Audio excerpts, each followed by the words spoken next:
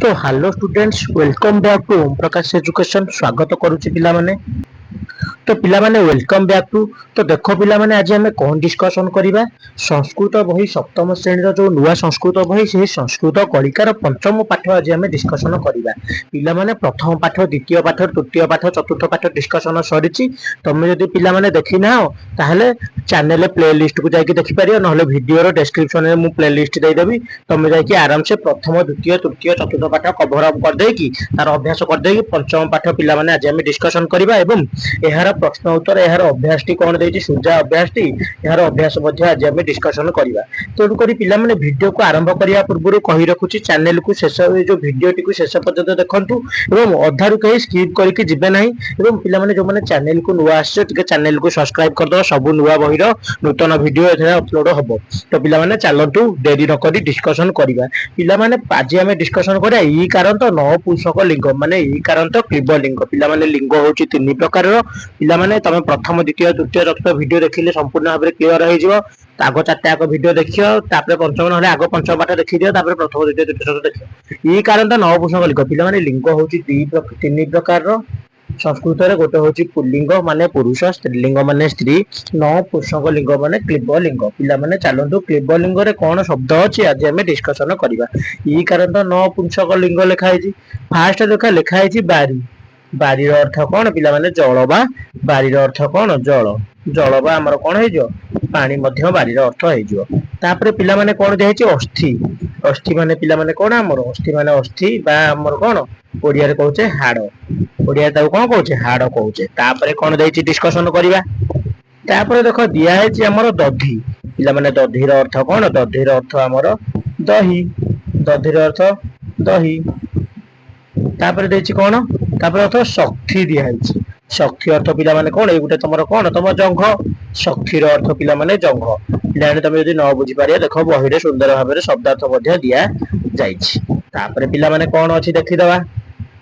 तापर कोन अछि देखि दवा हमरो देखो ई कारण नपुंसक लिंग। तापर आउ देला कोन पिला माने मधु। तापर देला ई कारण तो पिला माने सरी गला। तापर हर्षौ कारण तो हर्षौ कारण तो क्लीब लिंग बा नपुंसक लिंग कोन अछि हमें देखिबा मधु। पिला माने मधु माने कोन मधु माने महू।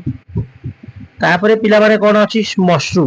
पिला माने श्मश्रु माने कोन श्मश्रु माने ऋषिकर दाढ़ी। ऋषिकर दाढ़ी बा ऋषिकर जटा। तापर पिला माने कोन अछि देखिदवा।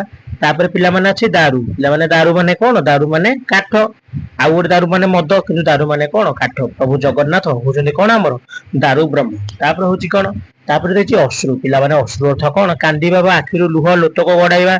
अश्रु अर्थ कोन हमर लुह बा लोतक। तापर कोन अछि देखिदवा। पिला माने वीडियो टी मात्र 5-6 मिनिट भितर हबो। वीडियो को शेष पर्यंत देखियो। छोट वीडियो रे तन करी वीडियो को रही रही का शेष पर्यंत देखियो। पिला माने लंबा वीडियो करनी छोट छोट वीडियो जानिका करूछि। मधु। मधु माने महू। मश्रु माने दाढ़ी। दारू माने काठ। मश्रु माने हे जाउछि लुह। तापर कोन अछि अबे माने देखिदवा। तापर देखो पिला माने अछि अभ्यास माने कोन अभ्यास। पिला माने देछि जोग कर माने जॉइन करियो दीटा को एपडकू सेपड जॉइन करियो। पिला माने शक्ति। पिला माने शक्ति अर्थ कोन पिला माने शक्ति अर्थ कोन आंठू। पिला माने आंठू ना जंघ। शक्ति अर्थ कोन शक्ति अर्थ हमर जंघ। देखो एउटा शक्ति।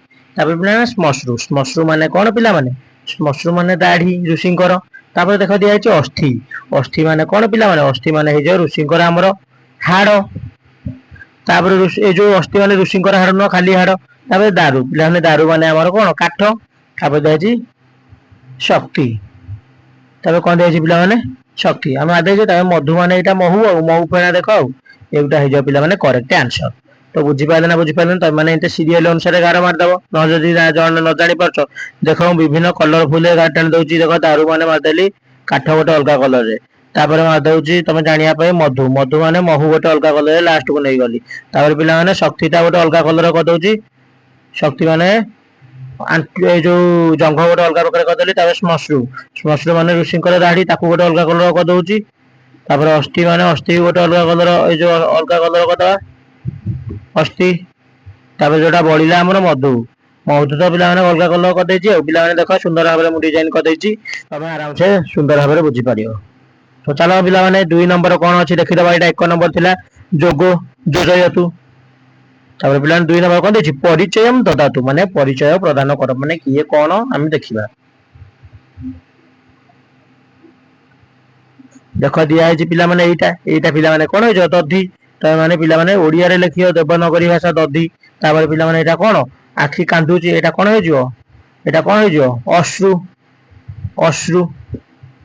ତାପରେ ପିଲାମାନେ ଦେଖିଲେ ଦଧି ଆଉ ଅଶ୍ରୁ। ତାପରେ ପିଲାମାନେ ଏଇଟା କଣ ହେଇଯିବ ଦାରୁ ଦାରୁ।